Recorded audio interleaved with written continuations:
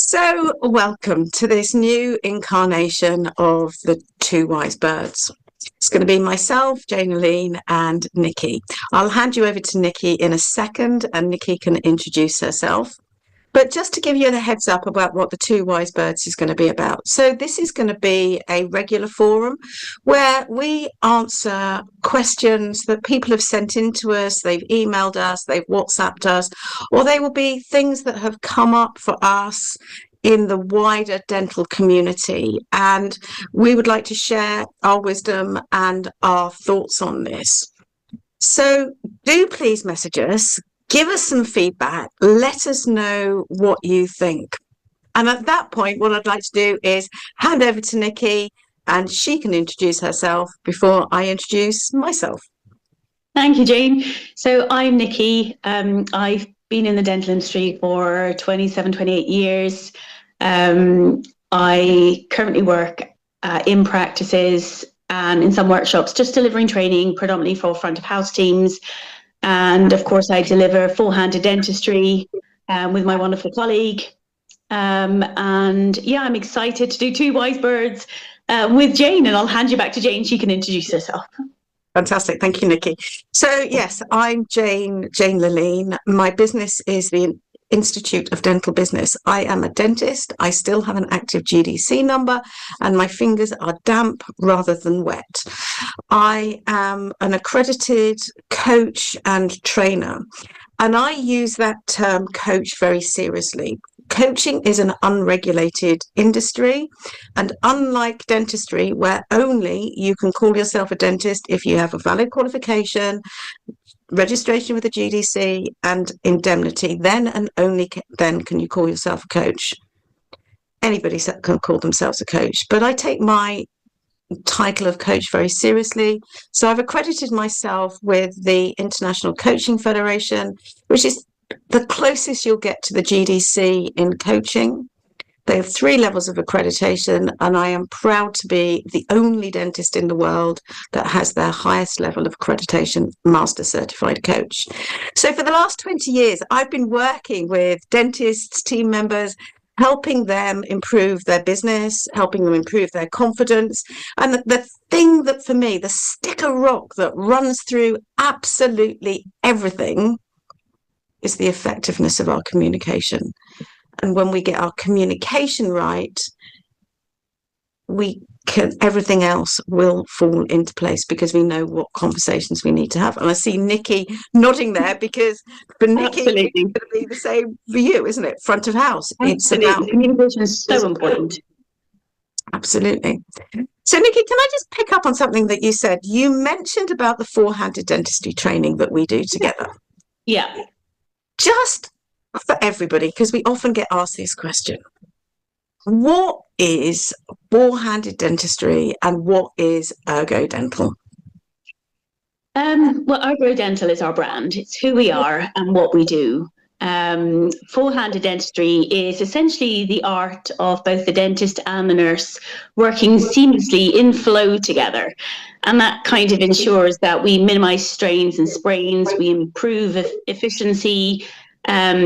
It's the exchange of instruments in such a way that the patient has no clue about how things are done, but it's all just brilliantly perfect. That's essentially what four-handed dentistry is. It makes everything flow easier. Absolutely. So what you're describing to me in my mind's eye, I've got a couple of images there, is that it's a bit like Strictly, is that when everything's in flow and those partners just work together elegantly. That's it. You know, you say Strictly, in my mind I also see kind of synchronized swimming where everything is just amazing to watch and perfect from a patient experience point of view. Absolutely. So maybe a bit of a left field question for you here is that how does this link to communication? What is communication in all of this? And our training program, how does it help? Well, I suppose communication is making sure that you understand the person that you're working with, and that they also understand you. And certainly from the full-handed dentistry perspective, it's important that the nurse can really understand what that patient needs, what that dentist needs, and when they need it, and communicate without even having to say words. That's the magic of full-handed dentistry. Yeah, absolutely. I agree with you. And I think it's the other way around as well. For me as a dentist, it's really important that I understand from my nurse's perspective what do they need, how do I need to be so I can serve them. So it's not that hierarchical, they just do everything I ask, they're at my beck and call, but we really are a team. How do I need to be to bring the best out in them? How do they need to be to bring the best out of me, so that ultimately we achieve the best for the patient? Absolutely. I mean, I think what's really important in full-handed dentistry is that the dentist and the nurse are seen as equals in terms of what they're delivering. And often I think the nurse gets left out of things, but they can see almost as much as the dentist can if we work in synergy with one another. That's the key element here, is working seamlessly together. Okay, so there's another image that's come to my mind here as well, which is like a relay race. Absolutely. Is that we pass the baton to one another, and that's what in a relay race. And relay race happens when you drop the baton, right? Yeah, absolutely. No dropping the batons in full-handed. We hold that, we pass it on seamlessly, and it's such a smooth transition. Yeah. And I also think there's another form of communication that we need to pay attention to when we're doing dentistry. Yeah. And that's our internal communication, our communication with ourselves. That I think that very much we are deaf to the messages that our bodies are giving us. We're deaf to when our bodies are just saying, you're not in the right place. And we might dumb it down with some pain relief, or we might do some symptomatic relief in some yoga classes or something. I'm not knocking yoga because it is really important, but teaching people how to communicate with their body so that they can pick up the messages sooner, rather than waiting to the point where their body's screaming at them and they're crippled in pain, whether it be carpal tunnel syndrome, neck issues, back issues, leg issues.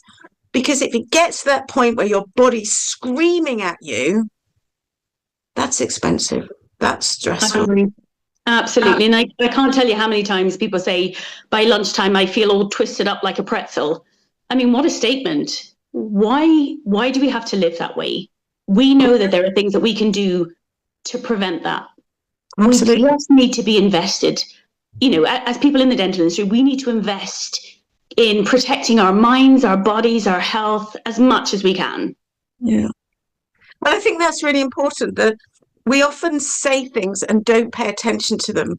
So if my invitation would be to anybody who's listening to this, that if you hear somebody say, oh, I'm twisted up like a pretzel by lunchtime, or they make any other comment that is a reflection of what's going on.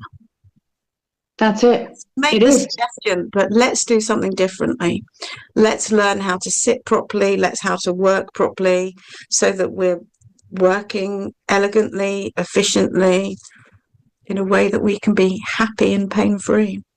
Agreed. I think, in terms of dentistry, I'm not a dentist, but, I've obviously worked with dentists long enough. And if a patient comes in and their gums are bleeding, the dentist will say that's a sign and symptom. So if your back is hurting or your neck is hurting, or, you've got to lift your foot off the stool to let your legs breathe, those are signs and symptoms that something's not right. You're not doing something the way it should be done. We're not listening or communicating with our bodies well enough. So absolutely, yeah.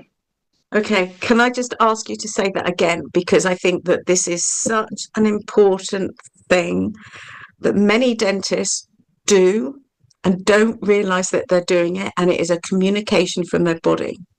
So what do people do unconsciously that indicates that their femoral artery is being crushed and they're not sitting comfortably on the right chair? What is it they do?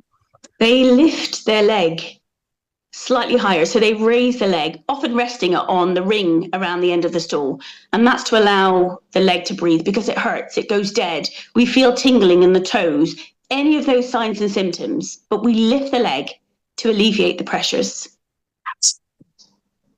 So if that's something that you notice that you do during the day, or as a nurse, you notice that your dentist is doing, that they're just periodically having it when they're talking with the patient, writing their notes, that they just lift their leg and they rest it on the casters on the chair.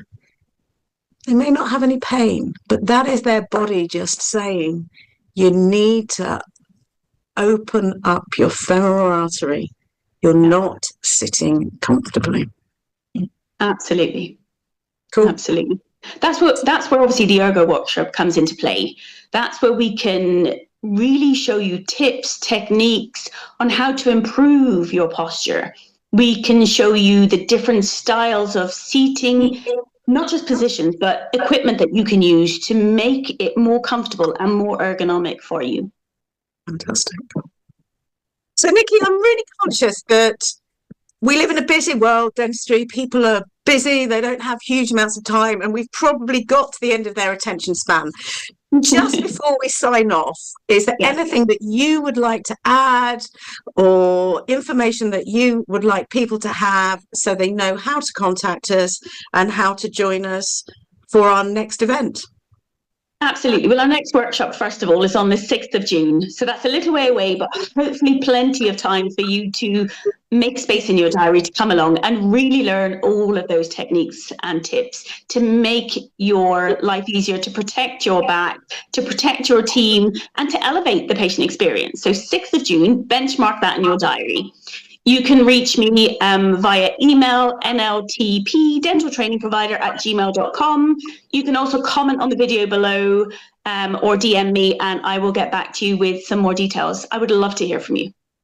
Fantastic. And if you would like to get in contact with me, my email is jane@iodb.co.uk. And yeah, please feel free to DM me. Contact one or other of us. Just get in contact. And we look forward to you joining us in June. Take care.